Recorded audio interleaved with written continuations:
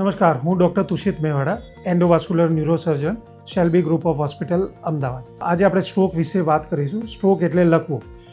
કોઈપણ દર્દીને પડતો લકવો મુખ્યત્વે બે કારણથી થતો હોય છે. અથવા તો લોહીની નસ બંધ થઈ જાય અથવા લોહીની નસ કોઈ કારણથી એ ફાટી જાય. એ ફાટવાના કારણે બ્રેનની અંદર હેમરેજ થાય. બંને કેસની અંદર દર્દીને પક્ષાઘાત અથવા પેરાલિસિસ અથવા તો લકવા જેવી અસર અનુભવાય છે.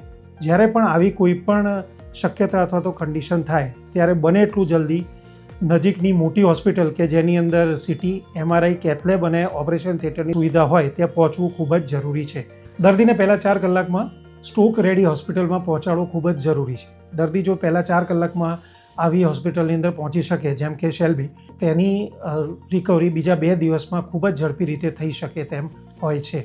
માટે સ્ટ્રોકના લક્ષણોને આપણે જાણવા જરૂરી છે અને બને એટલું જલ્દી એ લક્ષણો આપણે સમજીને હોસ્પિટલ પહોંચીએ તો દર્દીને સ્ટ્રોકના કારણે થતી લાંબા સમયની બીમારીથી આપણે સારી રીતે બચાવી શકીએ એમ છે. શેલ્બી નરોડા એ સ્ટ્રોક રેડી સેન્ટર છે.